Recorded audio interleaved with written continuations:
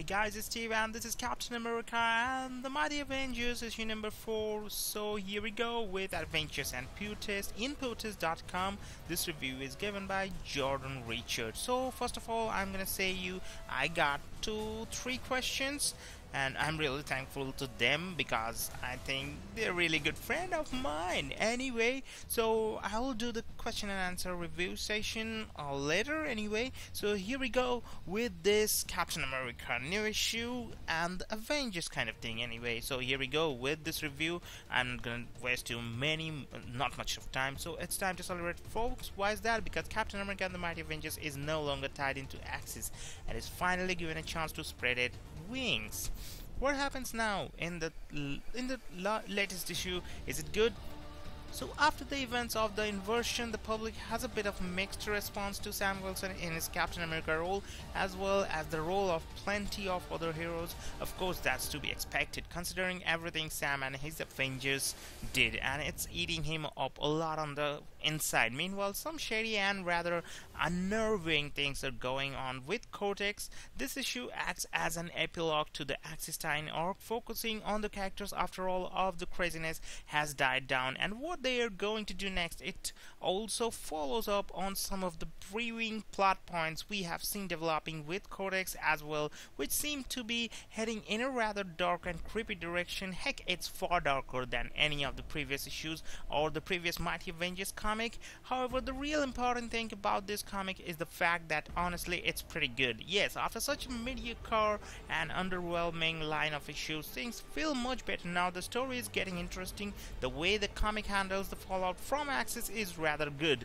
Heck, one of my bigger issues with the first issue was cleared here and the characterization is great. Sure, the fallout is dealt with rather quickly and it almost felt rushed, but I'm glad we are moving past that and getting back to focusing on our characters and their storylines. The only thing I'm concerned about is the darker direction the comic seems to be heading in with what is happening with Cortex. Honestly, Captain America and the Mighty Avengers has proven to be at its best when the story is fun or bringing character-focused storylines and not being overly grimdark. Hopefully through, though I am proved wrong and everything turns out to be good.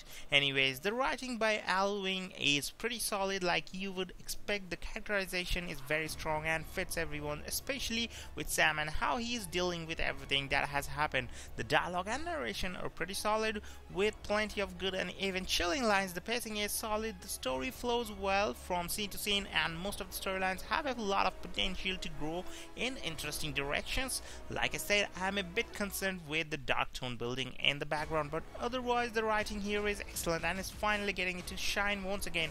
The artwork sadly is more problematic. The artwork is split up between Luke Ross and Ilban Coelho, and their styles together don't go well. Ross has a more realistic and grittier style that does fit the book and the tone, in particular the scenes with Captain America and the final shots of the book. However, Iban's style is very much cartoony and brighter looking, which doesn't fit the issue as well. Luckily, Iban's style isn't used during the darker scenes because it really wouldn't fit them at all. Anyhow, neither style is bad, but they don't end up working well together. Hopefully the next arc picks one artist and sticks with him or her. I would like the book to have some consistent artwork. So overall it will be pretty great. Did I say just gay? Oh my god, that is shit. Anyway, so is it good? Captain America and the Mighty Avengers issue 4 feels like a much needed step in the right direction for the title. Having finished with Axis, the comic now gets to focus more on its characters, its own stories, and what it wants to do. The comic feels less constricted now, and it's all for the better. While the comic needs one solo artist at this point, the writing and handling of the fallout of the previous arc were just plain well done. Hopefully things continue to get better for the comic as it continues to move forward. So overall it get a 8 out of 10 overall score. Some pros, some cons on there, and according to Adventures in Pewtest.com, that is AIPT, they have always given like this kind of thing, that pros and cons. What they have given in pro: no more Axis tie-in, the epilogue was great, strong writing and characterization, and the cons of the darker direction may not be right for the comic. The two different artists,